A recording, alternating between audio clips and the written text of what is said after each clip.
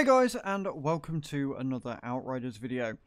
In today's video we're going to be looking at some gameplay footage from myself as I was lucky enough to get to try the game out before release. I'm going to go through what I liked about it, what I didn't like about it, my concerns for it, and what I hope to see before release. Now, it is worth noting a few things. Firstly, I was using a controller, not keyboard and mouse, and that is where one of the very prevalent problems for me personally came about. I was also on remote play, so there was lag and latency issues to deal with as well. And thirdly, this sort of looter shooter is not the sort of looter shooter that I would normally play. What I mean is, I'm not a huge fan of cover shooters, so the game really had an uphill battle to really win me anyway. A lot of these will be subjective and not necessarily to do with the actual game mechanics themselves. That being said, the game played very well and it played very smooth, considering it was remote play, which was really good. There were just a few quality of life issues that I feel need looking at and attending before release. So what issues did I have and what did I really like? What I really liked is the fact that you can redo your skills as you go through. So you don't have to be bound into the choices you make.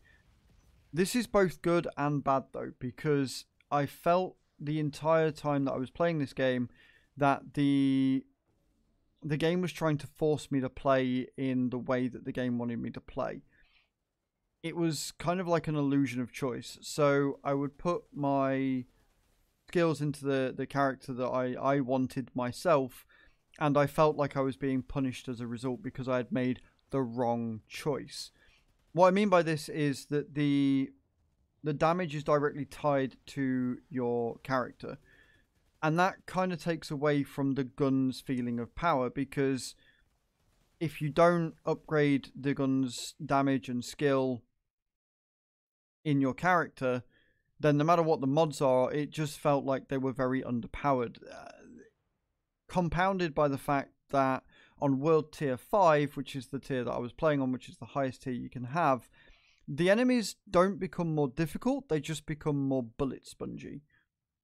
And it felt like there wasn't a lot of variety between the different enemy types. They just got more bullet spongy and they did a bit more damage, which I feel could be improved upon over time. Like a bit more variety. We only had a small section of the game, so I can't tell how much variety there are with all of the opponents, but from the small snippet of sound, I played around 2 hours of this.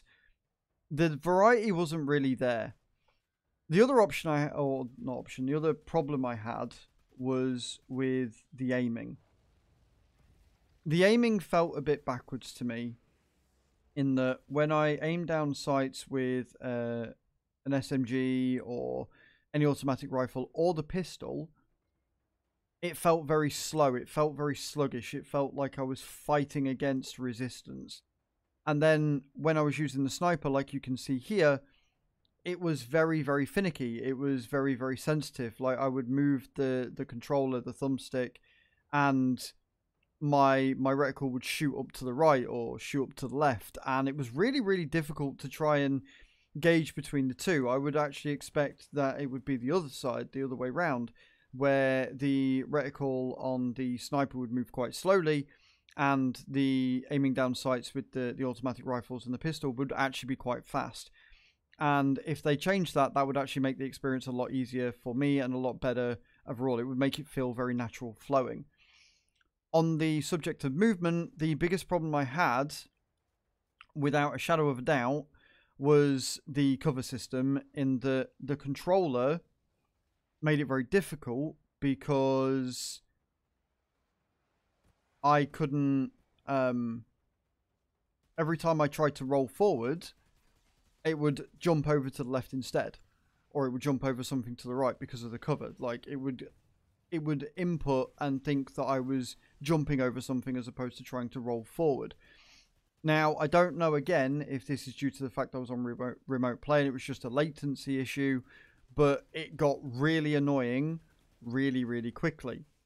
The other thing that was really annoying, and granted it didn't happen that often, but it had an automatic perception change where I would be aiming down sights one thing and all of a sudden the entire perception would change from left to right.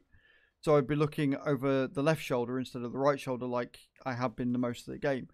That was really disorienting and I really, really didn't like that. I don't mind it being an option where you can switch it so you look over your left shoulder or your right shoulder. That's something that's been used in other third-person games like Warframe, for example, which actually works quite well because you get the choice. But for it to do it automatically when you're trying to aim down the sights is not cool. That's no bueno. I didn't like that at all whatsoever. That cost me a few lives because I didn't know what was going on. Other things that I liked was the fact that the detail in the world itself is very pretty in its own way. Like, it's very gritty. It sets the scene really well. The lighting effects, the particle effects and stuff, really, really nice. Like I say, the things I'm complaining about this are more just quality of life to make it more accessible for the casual player. We were told when we first started that, you know, the idea is to be very aggressive. It's very fast paced. And with a cover shooter, I want to use my cover. I very much liked using the sniper and trying to pick off enemies from afar to thin the herd before I go in and go all hell's blazing. Unfortunately, one of the problems with the cover is that you don't get a lot of shots before you're actually knocked out of cover. What I mean by that is I would be aiming here and every couple of shots I would actually be knocked back out of the cover that I was under, which means that I would then be taking damage and I'd have to get back under the cover. Unfortunately with that is a lot of the cover is destroyable, which is kind of cool. It's awesome. It means you've only got a certain amount of time to use it.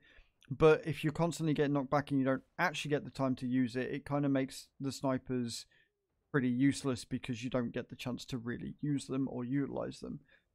A further issue with this, and I don't know if this is due to the fact that I was on World Tour 5, but the amount of ammo you got was very, very scarce. You didn't get that many loot drops either, which for a looter shooter seemed a bit weird to me, that I wasn't getting that much loot or ammo constantly. Every time you clear a section, you do get an ammo case, which is nice, but I would rather get rid of the ammo case and just have ammo littered everywhere. If you want to be a very fast-paced, very aggressive game, let me be aggressive, let me burn through my ammo and pick it up consistently. So hopefully they can increase the rates of that as well, just so that, you know, being scarce of ammo when you want to use a specific type of gun means that, again, you're feeling forced into something that you don't really want to do. And whilst I get that they want you to play very aggressively, they shouldn't really be forcing you to do that. As a result, I was getting very, very stressed out. I was getting very frustrated. I wasn't enjoying my experience as what I maybe could be. Now, this is a very early dev build as well, so, you know, there's chance for them to change all of this. And like I say, a lot of it is quite subjective. There might be other people that really enjoy this factor. There might be people that really enjoy the fact that you have to think about what ammo you're using and stuff. On the term of the actual boosts themselves, I was a little bit disappointed there because they seemed kind of unimaginative and they didn't really seem to be... They didn't seem to really, like, capture the imagination. It was all very incremental damage boosts and health boosts and skill boosts. It was very bland. It was very samey. There's also a lot, and I mean a lot of different ways to upgrade your stuff in this game, which can get a bit overwhelming.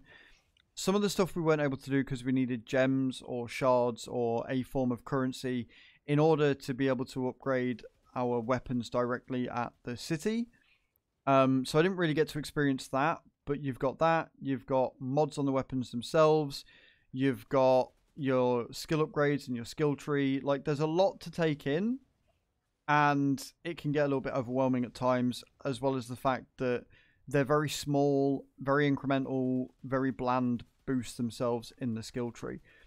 What I would like to see and what I would prefer is, instead of having the damage that your weapons do dependent on your skill tree, removing them completely and having something a little bit more crazy, a little bit more Outriders-ish thrown in. Add an extra skill, add an extra passive that means that when you use your flame, you can cause a chain to 10 or 20 other enemies or whatever. Just be a little bit more creative than simple damage upgrades and health upgrades and, you know, add 0.5% to this or 2% to that. Be creative. It's 2020. You're doing a looter shooter. There's a lot of them out there. Play to your strengths. I really would expect better from that.